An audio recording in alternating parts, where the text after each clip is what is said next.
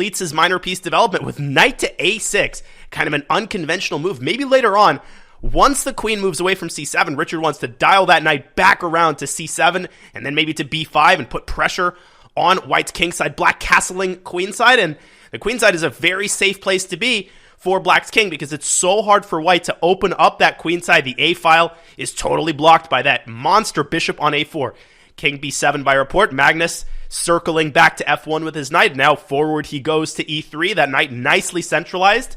And maybe there will one day be a sack on c4, but it's way too early to talk about sacrifices. Neither side really has anything going as of yet.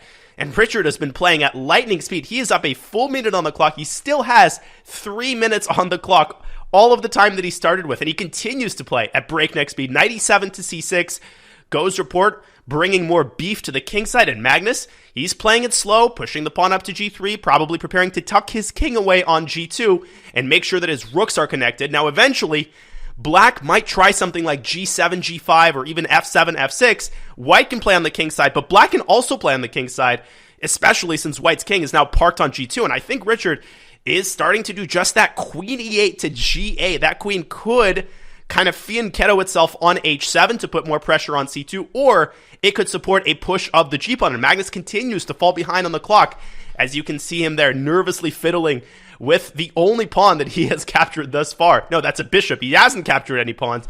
The position's still very locked up as he moves his rook up to b1.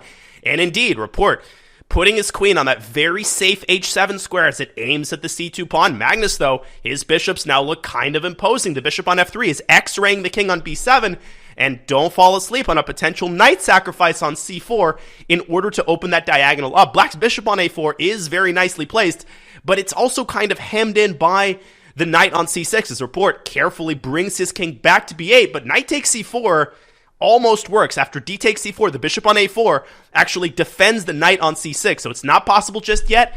Magnus is down a full minute and 15 seconds as he moves his queen down to e2, kind of a cagey, old-school, closed center fight. Both players posturing for position. And in these types of positions, you want to make sure that you are prepared when the center actually opens up.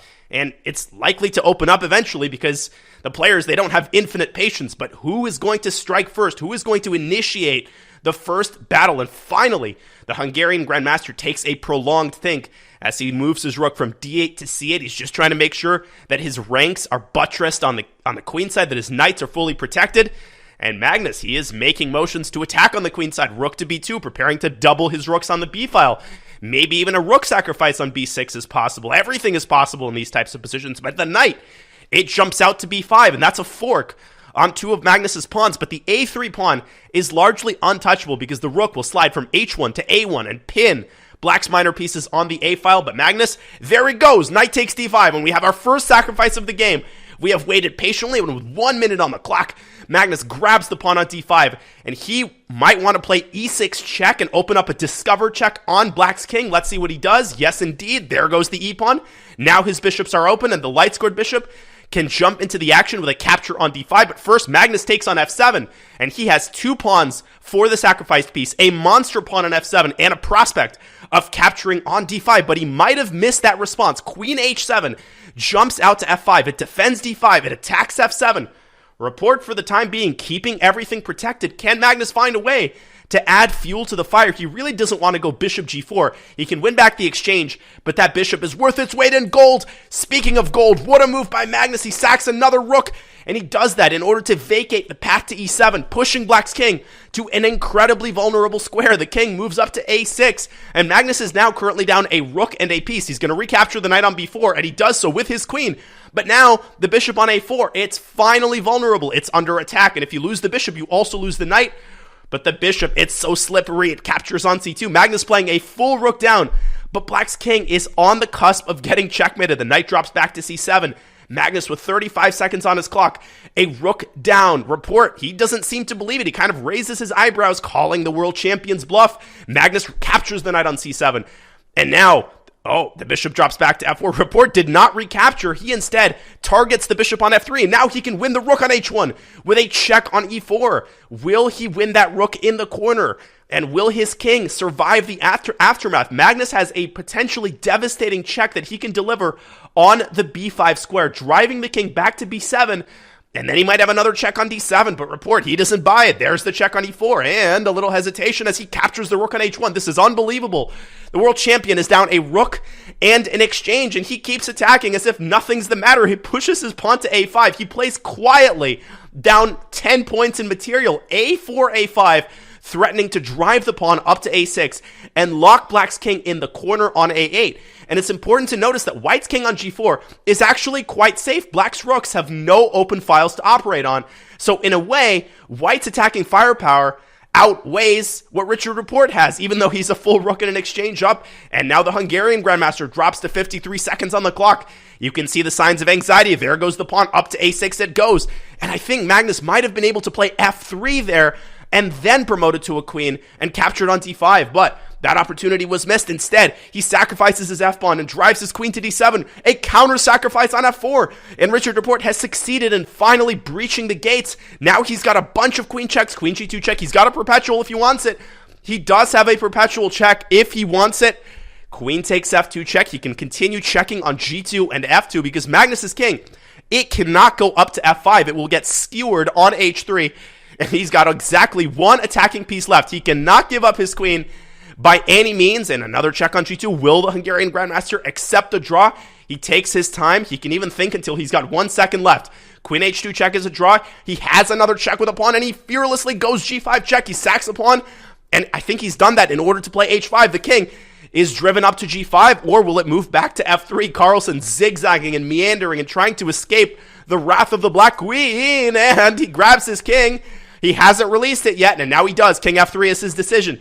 And another check on h1. Report still has a perpetual check in his pocket, but clearly he wants more. Carlsen down to 14 seconds. King back to f2.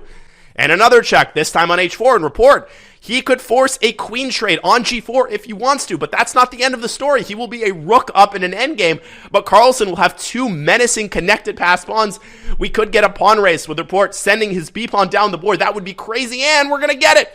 Queen g4 check. Report continues to play for a win. And there go the pawns. b5, f5, b4, f6. Who will promote first? They might promote at the same time. White might end up with two queens on the board. And this is insane. This is impossible to calculate. Both players down to 20 seconds. B takes c3 by Report. There goes Magnus's f-pawn and now his g-pawn. And you never say this, but which queen is Magnus going to make? He makes the queen on f8. Oh, g8 queen would have been met with queen g1 check.